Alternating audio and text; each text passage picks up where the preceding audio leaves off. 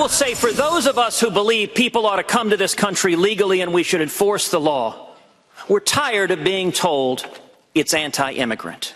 It's offensive.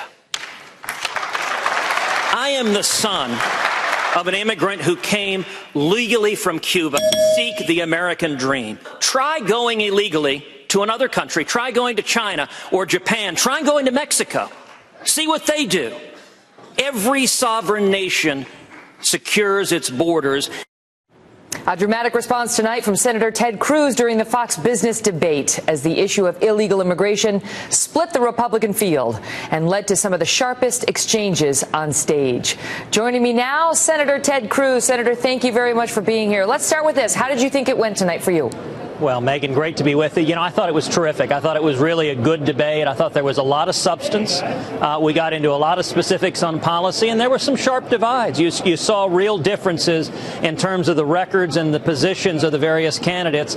I think this debate is going to prove very helpful for Republican primary voters. You know, that exchange you just played there, we had several of the candidates going on and on about how we had to embrace amnesty, how we couldn't enforce our laws, and it shows a real distinction that a majority of the candidates on that stage have supported amnesty. Well, what did you think of Governor Kasich saying to Trump, it's about the children? What are you going to do about the children? You're going to round them up and ship them out of the country? Well, I think that's a recipe for losing the general election. Because if the Republican Party become, just like the Democrats, the party of amnesty, then millions of working men and women, millions of Reagan Democrats will stay home, we will lose, and Hillary Clinton becomes the next president. And I think for voters that are looking for someone who is consistent and true, I'm the only one on that stage who's always opposed amnesty and who led the fight against amnesty in Congress when Chuck Schumer and the establishment Republicans pushed the Gang of Eight amnesty bill. Let me ask you this. When you walk off the stage after an event like that, it's a 2-hour event, you're sparring with, your fellow Republicans. What was the moment that stood out to you? Was there one, where you go back to your team and do you say, that was the moment?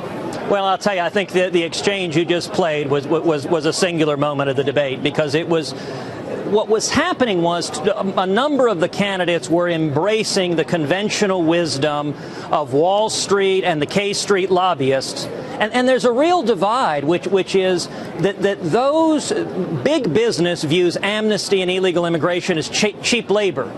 And working men and women, look, if you're a truck driver, if you're a steel worker, if you're an auto worker, amnesty is a direct threat to your livelihood, to your ability to provide for your kids, to your wages. And I think the way Republicans win is we fight for working men and women. We fight for those union members that President Obama just tossed overboard with the Keystone Pipeline. And we fight for the right of every man and woman to have a good, decent job here in America. There was a dust-up between Rand Paul and Marco Rubio over military spending. And Rand was sort of saying, look, we don't have $1 trillion for the military. And Rubio was saying, well, I believe in protecting the country and paying what it takes. And then you jumped in and put a period at the end of that discussion as follows. Listen.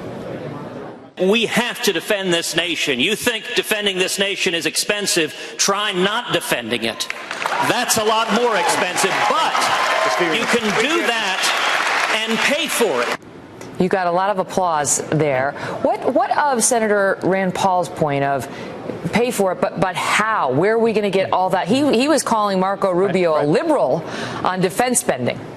Well, listen, I agree and disagree with both of them. I agreed with the point Marco made that we have to rebuild our military and we have to stand up to radical Islamic terrorism. That's why, for example, I have been leading the fight against this catastrophic Iranian nuclear deal, because the first and most important responsibility of any president is to be commander-in-chief and keep this country safe.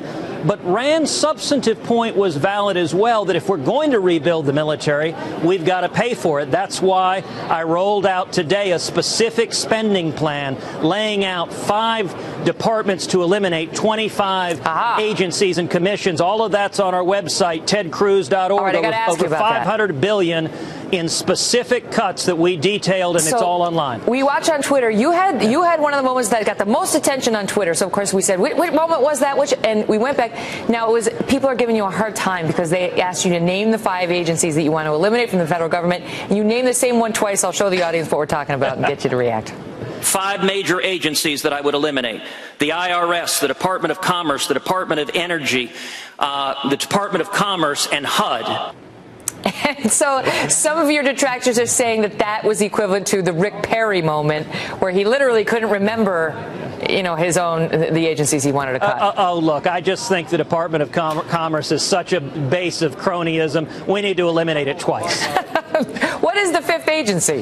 The Department of Education, and I have been campaigning for a long time on repealing Common Core, abolishing the Department of Education, and block granting that money back to the states so that education can be handled on the state and local level.